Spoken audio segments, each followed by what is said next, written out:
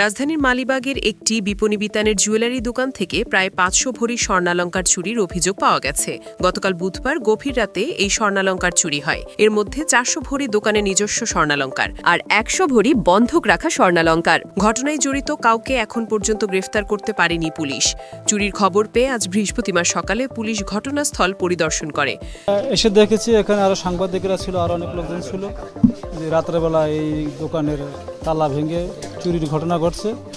দেখেছি দুজন লোক বোরকা পরা, মুখটুক বান্ধা, তারা এই তালা ভাঙার চেষ্টা করে। পুলিশ বলছে চুরি হওয়া সোনার পরিমাণ নিয়ে বিভ্রান্তি আছে। মালিবাগের ফরচুন শপিং মলের দ্বিতীয় তলায় সোম্পা জুয়েলার্স। সিসিটিভি ক্যামেরায় দেখা যায় গতকাল দিবাগত রাত ৩টা ১০ মিনিটের দিকে শপিং মলের পেছনের তৃতীয় তলার জানালার গ্রিল ভাঙা। ধারণা করা হচ্ছে এখান দিয়েই চোর শপিং মলের ভেতরে ঢোকে। পরে তারা দ্বিতীয় তলার সোম্পা জুয়েলার্সের শাটার ভাঙে। দোকানের ভেতরে ঢুকে শোকেসে রাখা স্বর্ণালংকার তারা চুরি করে নিয়ে যায়। গতকাল রাতে মার্কেট বন্ধ করে দোকান মালিক কর্মচারীরা বাসায় চলে যান।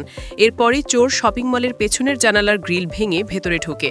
সিসিটিভি ক্যামেরা দেখে চোর শনাক্ত সহ লুট হওয়া স্বর্ণালংকার উদ্ধারের চেষ্টা চলছে বলে জানান পুলিশ কর্মকর্তা মাসুদ আলম। তবে তিনি বলেন চুরি হওয়া সোনার পরিমাণ নিয়ে বিভ্রান্তি রয়েছে। বর্তমানে দেশের বাজারে প্রতি ভরি সোনার দাম ২ লাখ টাকার বেশি।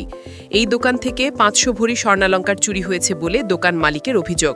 শপিং মলের সবকটি সিসিটিভি ক্যামেরা দেখে চোর শনাক্তের চেষ্টা চলছে বলে জানান ওসি গোলাম ফারুক।